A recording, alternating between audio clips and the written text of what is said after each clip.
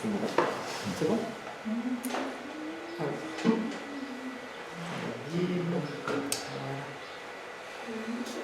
Yes, bien d'être là aujourd'hui. Aujourd'hui, c'est un welcome act.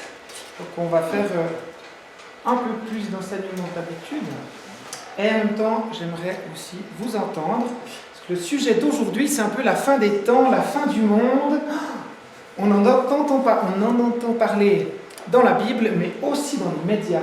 Des fois, ces temps où c'est que la sécheresse, là, genre la fin du monde, c'est dans tout bientôt. Alors, on se pose beaucoup de questions. Et en tant que chrétien, comment est-ce qu'on doit le vivre? Comment est-ce qu'on doit le prendre? Alors, aujourd'hui, on ne va pas répondre à toutes les questions. J'ai essayé de centrer le message sur l'essentiel. Qu'est-ce que la Bible nous dit là-dessus? Mais on va essayer d'avancer un peu là-dedans.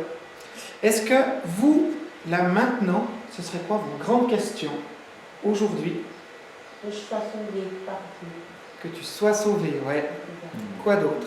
Est-ce qu'il y en a qui ont des questions, où ils ont entendu peut-être des choses qu'ils trouvent bizarres ou qu'ils trouvent trop bien, peut-être chez un prédicateur, sur Internet ou à quelque part?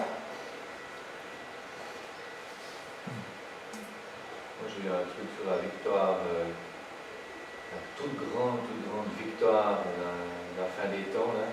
Ouais. Ézéchiel, Ouais. c'est clairement retrouvé dans Apocalypse 20. Oui.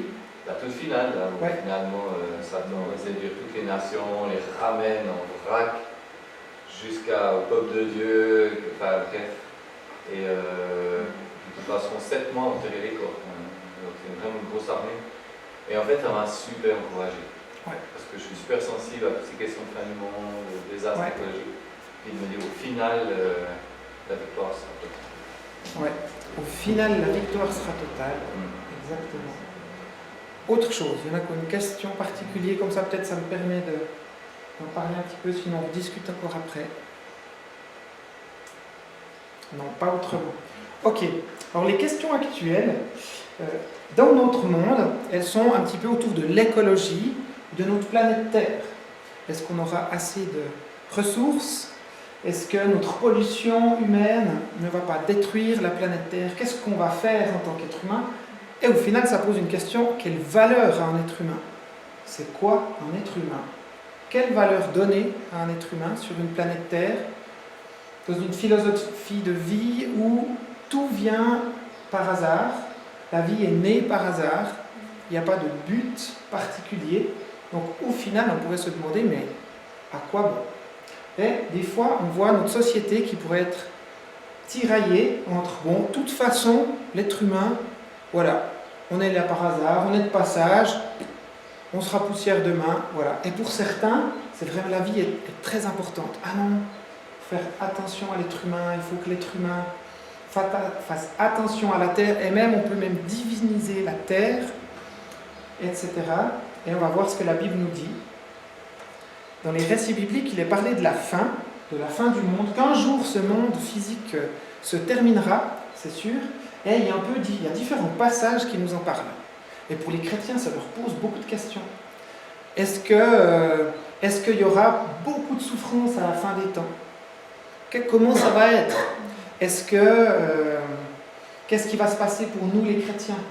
Est-ce qu'on sera tous persécutés jusqu'à presque perdre la foi avant que Jésus revienne? Et le grand thème de la fin du monde, c'est Jésus qui revient. Mais avant qu'il revienne, qu'est-ce que ça pourra être? Est-ce qu'on arrivera à sentir quel moment Jésus viendra? Parce qu'il y a des textes comme ça dans les évangiles qui nous parlent qu'on doit discerner les temps. Mais alors, on doit discerner les temps, et il y a des textes qui nous disent qu'on ne saura pas ni l'heure ni le jour. Et il y a des choses comme ça qui sont un peu contradictoires des fois. On se dit, mais comment on doit discerner les temps? Mais en même temps, on ne sait pas quand. Alors, je vous propose une chose, c'est de lire un texte qu'on n'a pas forcément l'habitude, mais dans 2 Timothée 4,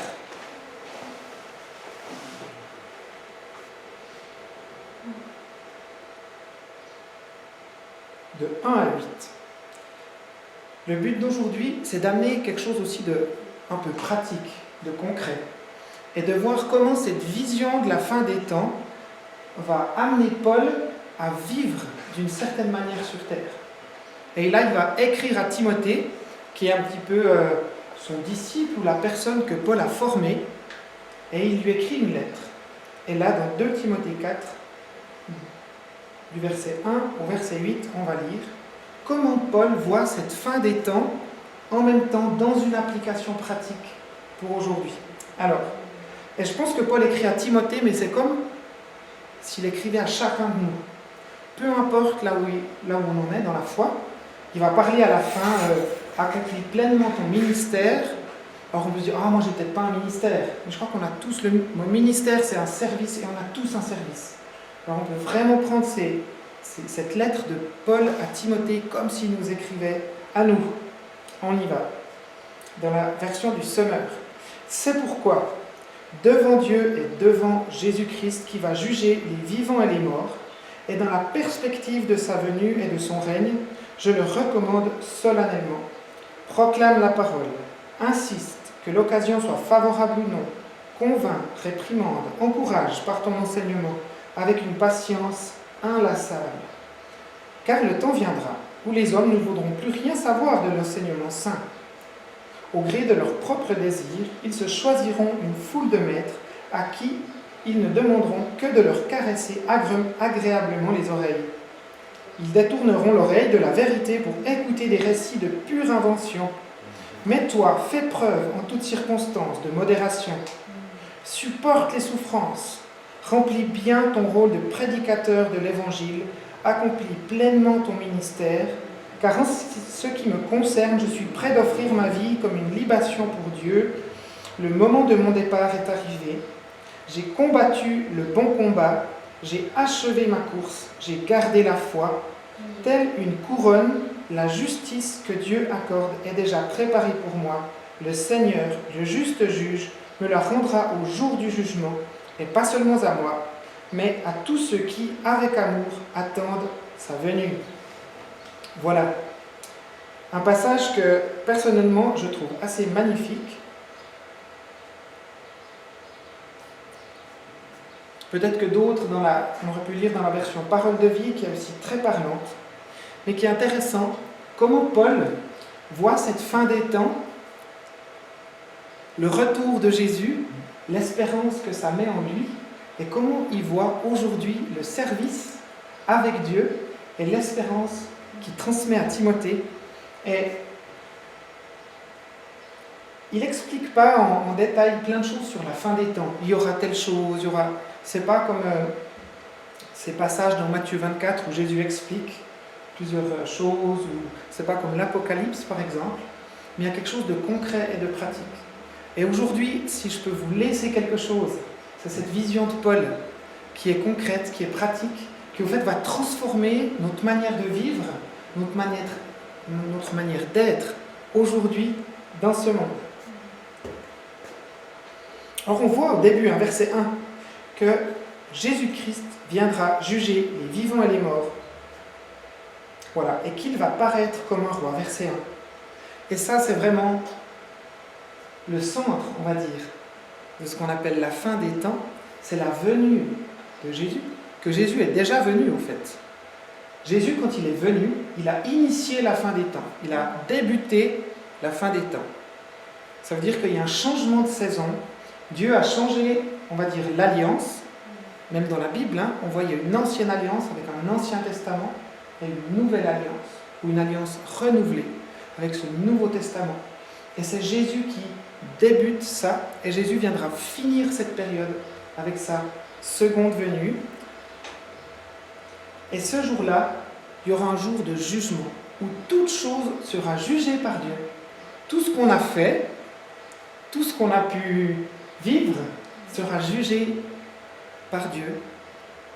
Et pour ceux qui l'auront accepté avant leur mort, on peut avoir Jésus comme avocat, comme défenseur ce jour-là, qui dit moi j'ai payé pour lui, il m'a fait confiance sur cette terre, on a marché ensemble ici-bas, je le connais. Et ce jour-là, c'est vrai que le jugement, il passera à côté, ou le jugement en tout cas, nous dira acquitté.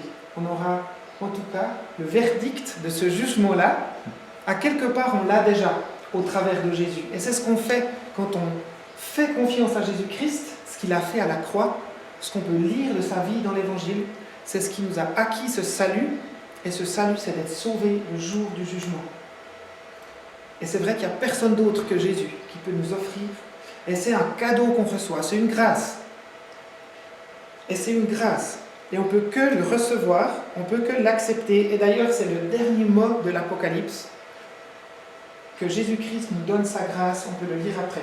Voilà. Alors ça, c'est un petit peu ce qui est quand on parle de la fin des temps. Et puis, une chose qui est importante, dans tout ce qu'on pourrait imaginer comme théorie, on va essayer de voir après, en vitesse, peut-être quelques théories sur la fin des temps. Voilà. Là, c'est que l'espérance en Christ, l'espérance de la vie avec Dieu pour toujours, c'est ce qui domine tout ce qu'on peut penser sur la fin des temps. Et ça, c'est important de le garder. Et c'est ce que Paul il va dire à Timothée. Continue, annonce la parole, insiste, sois raisonnable en toutes choses, supporte la souffrance. Parce que derrière, il y a cette espérance qui est là. Et il le dit, Dieu te redonnera ta couronne à la fin. Mais s'il lui la redonne, ça veut dire qu'il faut la donner à Dieu. Et quand on fait confiance à Jésus, c'est comme on l'a chanté avant. C'est vrai, Seigneur, on dépose nos couronnes. Et c'est quelque chose qu'on voit dans l'Apocalypse. Dans certains versets où on voit les vieillards, c'est écrit les vieillards, ils se courbent devant Dieu, ils jouent de la harpe, et en même temps ils déposent leur couronne. Ils font plein de choses en même temps. Mais dans cette vie d'adoration qu'on a aujourd'hui, notre vie de tous les jours est une vie de louange, d'adoration à Dieu. On dépose tout ce qui pourrait faire notre fierté, notre raison de paraître, d'être quelqu'un de mieux que les autres. On le pose devant Dieu et dit « Seigneur, c'est de toi que je reçois l'identité. » Voilà. Et autre chose qui domine dans cette notion de la fin des temps, c'est que le Seigneur nous accorde sa grâce à tous. C'est ces derniers mots de l'Apocalypse. Et ça m'a frappé encore en préparant, mais qu'on reçoive cette grâce. Et c'est vrai que la Bible parle souvent de la grâce, de recevoir cette vie en Jésus-Christ. C'est ça, c'est ce cadeau de la vie éternelle.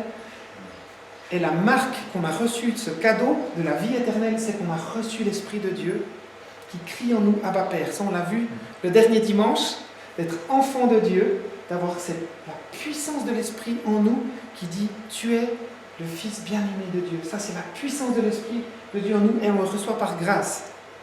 Et c'est encore ce que Jean va dire à la fin de l'Apocalypse. Voilà.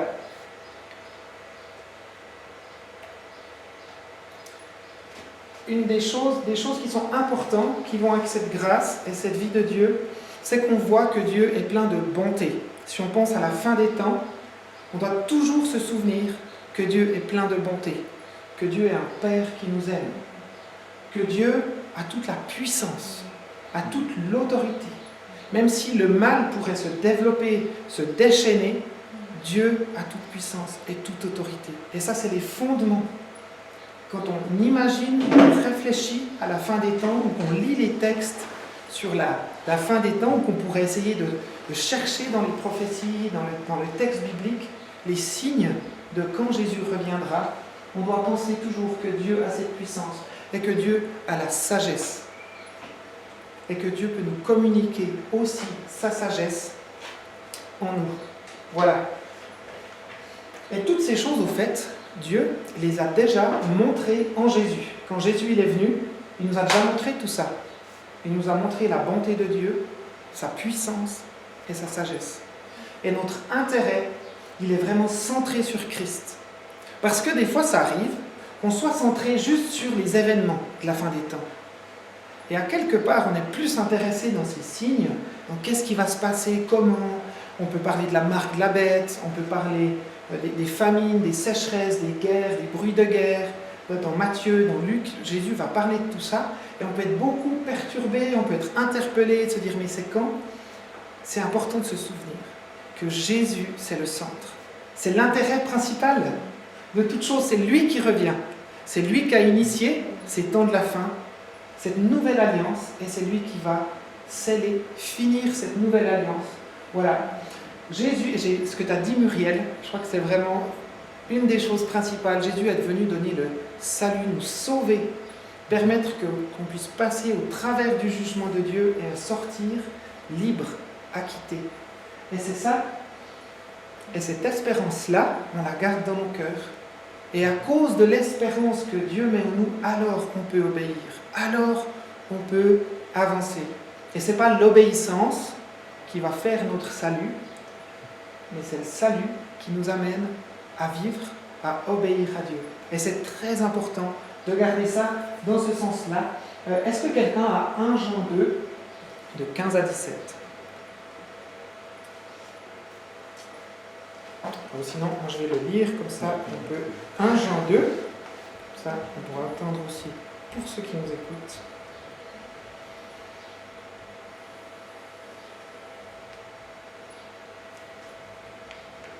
Voilà.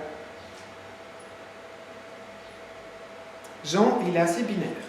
Il va parler du monde, mais le monde, au fait, c'est tout ce qui est sous l'emprise de Satan, de l'emprise de la puissance du mal. Voilà, c'est pas juste des personnes, hein, on ne lutte pas contre des personnes, mais contre des puissances et des autorités des ténèbres. Et ça, c'est important.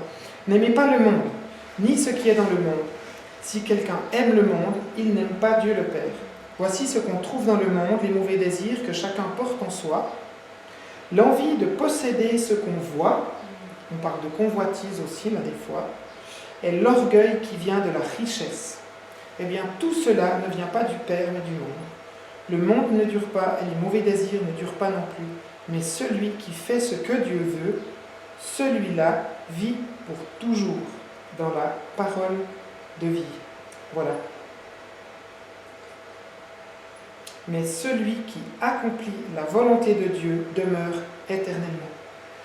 Et dans ce salut qu'on doit vivre, appliqué aujourd'hui, il y a cette notion de faire ce que Dieu veut. Et c'est, au fond, c'est ce que Paul va parler à Timothée. Est-ce que tu fais juste ce que tu veux, ou est-ce que tu fais cette volonté qui est de Dieu? Et c'est un des axes du salut, c'est de connaître Dieu, en partie, et connaître sa volonté. Alors sa volonté, il y a une bonne partie qui est écrite dans la Bible. On peut lire la Bible et comprendre quelle est la volonté de Dieu pour nous. Quel est le plan de Dieu pour nous. Et il y a aussi des fois des aspects que Dieu nous parle, peut-être personnellement, pour une mission particulière. Ça arrive, pas toujours, mais ça arrive.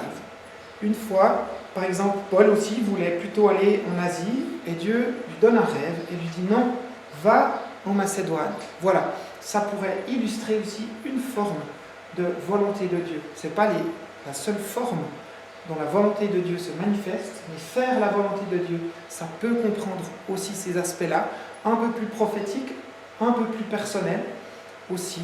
Et le reste, comment on doit vivre, si possible en paix les uns avec les autres, de s'aimer, d'aller régler les choses quand c'est plus compliqué, etc. Au fait de recevoir ce salut et de lui obéir, au fait, quand on reçoit Jésus comme roi. Voilà, un petit peu, je dirais, le cadre général de cette fin des temps. Parce qu'il pourrait y avoir beaucoup de polémiques. Si on sort de ce cadre, on peut avoir 1000 questions. Par exemple, sur la marque de la bête. Ça, c'est un des trucs ces temps, avec le paiement sans contact, avec les puces sous la peau pour payer, ou plein de choses. C'est un des aspects un peu concrets qu'on aurait ces temps, de te dire, mais tiens, est-ce que c'est la marque de la bête? Oui ou pas? Qu'est-ce que c'est? Et ça peut nous poser, en tant que chrétiens, en tout cas, des fois, c'est des sérieuses questions pour certains. Et c'est là où c'est important de se souvenir de ces principes, que le centre, au fait, de toute chose, c'est Jésus. Est-ce que mon cœur, il est attaché à Dieu?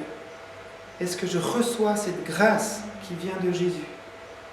Ou est-ce que je suis toujours sous la peur, de dire, ah, attention, est-ce que je suis bien, est-ce que je suis mal? Est-ce que, si on est toujours dans cette peur, est-ce que je fais juste? Est-ce que c'est pas ci? Est-ce que c'est pas ça? On va dire qu'on est sous la loi. On se remet sous une loi. Comme les Galates, où ils ont commencé avec l'évangile de liberté, et ensuite, ils se remettent tout d'un coup sous la loi, sous certains aspects, Et c'est là où on doit être fidèle à Dieu, dans nos cœurs, où ce monde est dominé par des puissances des ténèbres. Et c'est à ces puissances-là qu'on ne veut pas être soumis. Et c'est important, oui, peut-être, de se dire, oui, si j'ai une puce, par exemple, sous la peau, à quelle puissance je me soumets? À quel niveau est-ce que je donne des parties de ma vie? Et ça, c'est chacun peut-être qui peut répondre pour soi-même. Ou ça peut être des choses. Une des choses, par exemple, face à cette marque de la bête, ce qui est intéressant, c'est que les chrétiens, souvent, on insiste beaucoup sur cette marque de la bête. Qu'est-ce que sera concrètement, physiquement? Mais je crois que c'est si je ne me souviens pas, le chapitre juste après, je crois que c'est 8, dans Apocalypse par exemple, juste après que Jean parle de la marque de la bête, il a marqué de la marque de l'agneau. Et souvent on se dit, on ne réfléchit pas concrètement, ce sera quoi cette marque de l'agneau? L'agneau c'est Jésus. S'il y aura une marque de la bête physique, alors il y aura une marque de la bête de l'agneau physique aussi. Alors ce sera quoi? Et c'est là, pour ma part, en tout cas, cette notion de marque de la bête physique est un petit peu compliquée. Pour moi, or, je vous laisse libre, mais pour moi c'est compliqué de me dire non, telle chose c'est une marque de la bête. Si tu vas sur internet, www, c'est 666 pour je ne sais pas comment. Si tu payes avec ta carte de crédit, c'est la marque de la bête parce que machin, etc., etc.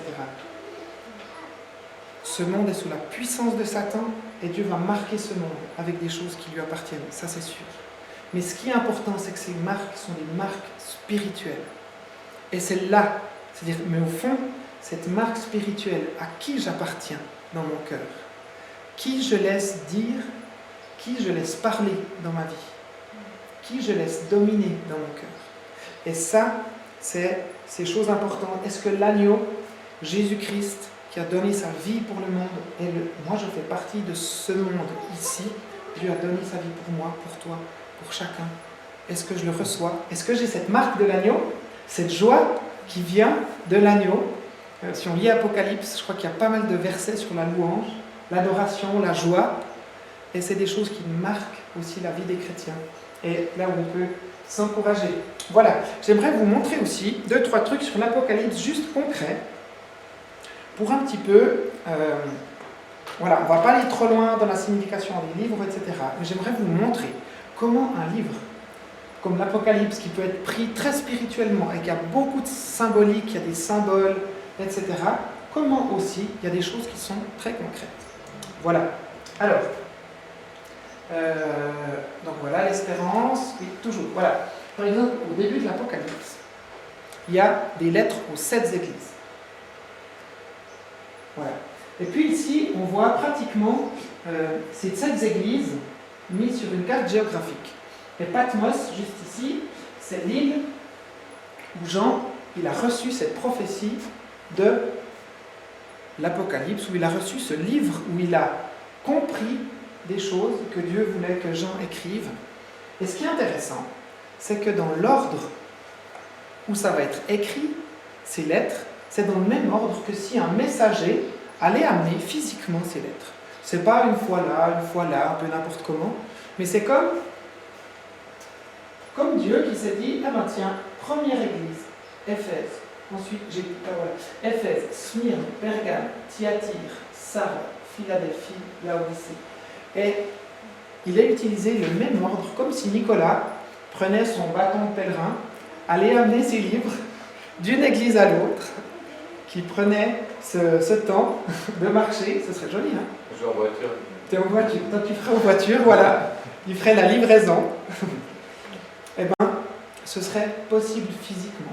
Et il y a des choses comme ça qui sont assez intéressantes dans ce livre avec plein de symboliques, où Dieu amène quelque chose de concret. À l'époque, il n'avait pas trop de postes, alors il donnait plutôt des gens à pied. Et chaque chose peut passer comme ça. Voilà. Il y a d'autres choses. Voilà. Dans l'Apocalypse, j'aimerais dire que ce livre de l'Apocalypse aussi, si on parle de la fin des temps, pour moi c'était important d'en toucher un mot. C'est-à-dire qu'il y a beaucoup de choses qui sont très pratiques. Ce livre de l'Apocalypse a été écrit pour des martyrs, pour un temps où les chrétiens étaient persécutés. Et dans ce livre-là, on va leur dire, vos prières, elles sont entendues. Les cris et les prières sont entendus. Dieu les récupère dans des coupes. Et un jour, toutes ces coupes seront déversées en signe de la colère de Dieu. Quand il y aura ce jugement, Dieu rendra justice. Et c'est une espérance pour ces gens-là peut-être qui sont en train d'être livrés aux lions, qui sont en train de mourir, persécutés par l'Empire romain. Et c'est quelque chose pour nous aujourd'hui. C'est-à-dire que même si un jour, pour nous en Europe, on est encore un peu tranquille au niveau physique, on peut avoir une persécution peut-être morale, etc., mais on ne nous emprisonne pas encore. Il y a des pays comme l'Iran, comme la Chine, d'autres pays, où physiquement on va nous prendre et nous mettre en prison, parce qu'on a annoncé Jésus-Christ. À ces gens-là, l'espérance, eux peut-être ils savent ce que c'est, que l'espérance ne sera pas ici sur terre, dans le bien-être et les richesses, ou dans la... Voilà, mais que ce sera avec Jésus, et que cette espérance, elle est vraiment en Dieu. L'Apocalypse nous parle aussi qu'on doit s'attendre à souffrir pour la parole de Dieu et les témoignages de Jésus, et que Jésus est digne de cet honneur et de ces sacrifices. Et que Dieu, je crois qu'on l'a lu aussi avec Paul, qu'un jour, cette couronne qu'on laisse, peut-être dans les souffrances, un jour cette couronne nous sera redonnée. Et ça, c'est important de se souvenir. Autre chose qu'on retrouve dans l'Apocalypse, mais qu'on retrouve aussi dans ce que Paul a écrit à Timothée, c'est le compromis. Toute la notion dans l'Apocalypse entre la prostituée et puis la Nouvelle Jérusalem. Si ça vous dit quelque chose. Voilà, mais c'est des images qui sont là. Et ça nous montre qu'il y a une partie peut-être du peuple de Dieu qui pourrait suivre l'ennemi de Dieu. Là, c'est symbolisé aussi par la prostituée, par l'antichrist, par plein de choses. Mais il y a quelque chose du compromis. On le voit aussi dans les lettres aux 7 églises. Il y a quelque chose du compromis qui peut venir se mettre et que Dieu est radical là-dessus. Il dit « Je suis un Dieu saint ». Et ce que je désire, c'est que ce salut en Jésus-Christ puisse être pleinement en nous et que nous puissions obéir à l'amour de Dieu, obéir à cette grâce qu'on a reçue, obéir à cette vie nouvelle, à l'Esprit qui crie en nous « Papa, tu es mon Père ». Et c'est à ça qu'on doit obéir et auquel on ne doit aucun compromis. Et c'est là le cœur du compromis. C'est pas forcément que sur des choses physiques ou concrètes. Est-ce que je peux boire ci? Est-ce que je peux pas? Est-ce que je peux manger halal ou pas dans un kebab? On peut se poser toutes ces questions, mais au fond, c'est notre cœur. Est-ce qu'il y a du compromis dans mon cœur ou pas? Voilà. Et ensuite, la fin, on voit l'espérance.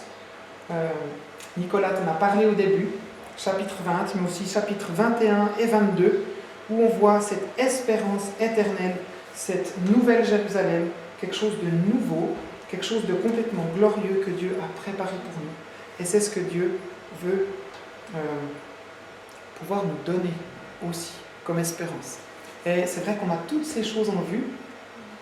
Dieu ne nous promet pas forcément une fin des temps ou une fin du monde tout facile, tout easy. Il nous promet plutôt de la souffrance, plutôt quelque chose de compliqué, mais il nous dit que l'agneau est digne de recevoir nos vies.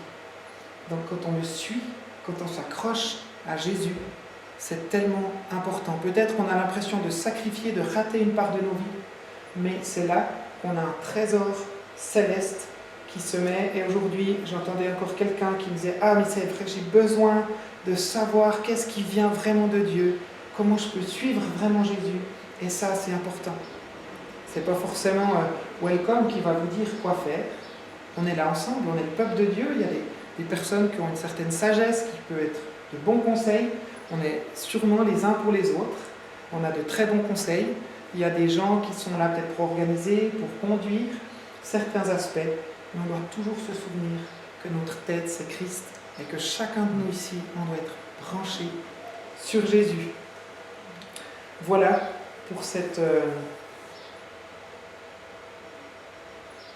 parole sur la fin des temps qui est importante de se souvenir de cette espérance qu'il y a en Jésus.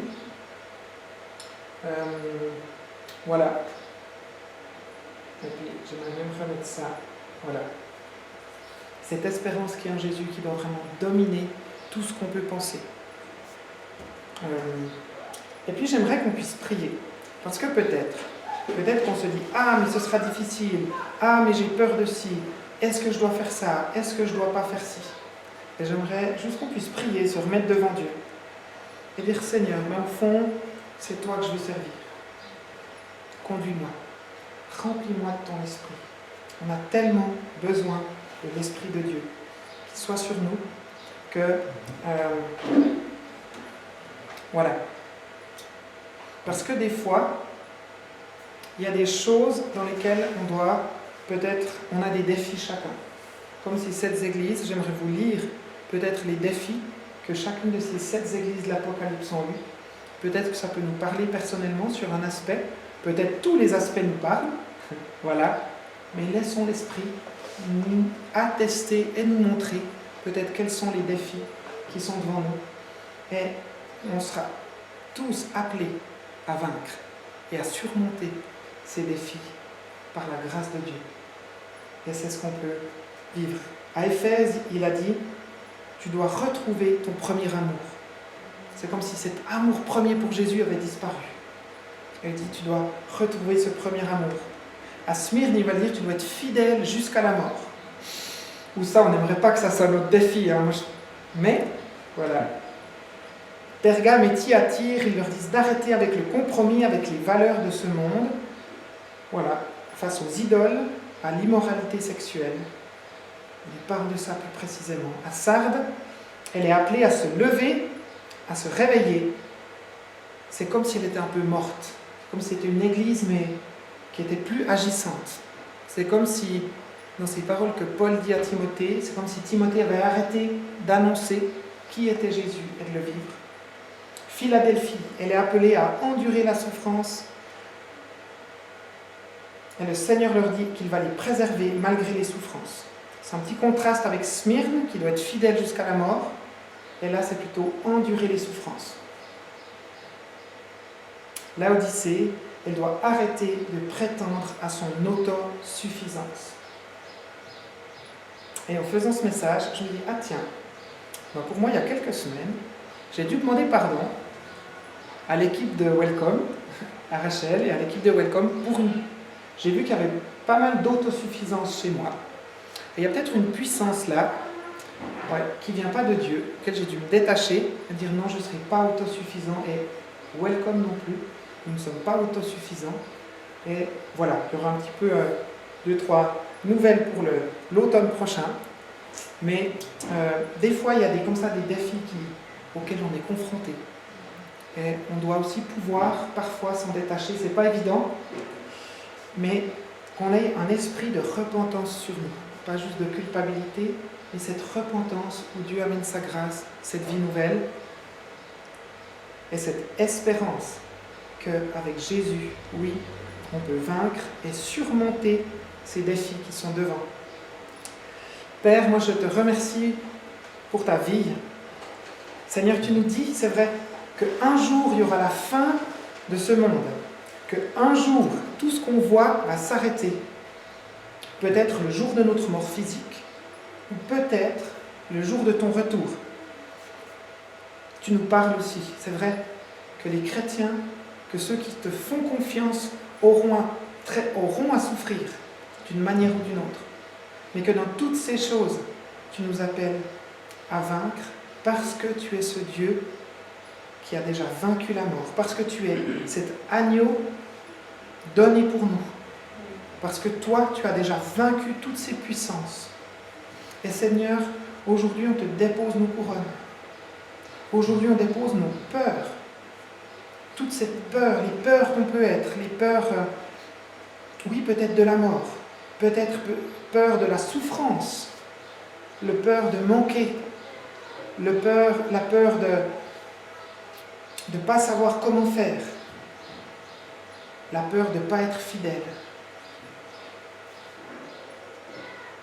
Et Seigneur, on invite ton esprit en nous, encore. et dire Seigneur, on a besoin de cette vie nouvelle dans tous les aspects, on a besoin de recevoir encore ton esprit, cette espérance, cette joie qui vient de toi. Et Seigneur, nous élevons ton nom maintenant, c'est vrai, face à ces puissances qui peuvent dominer dans nos vies, Seigneur.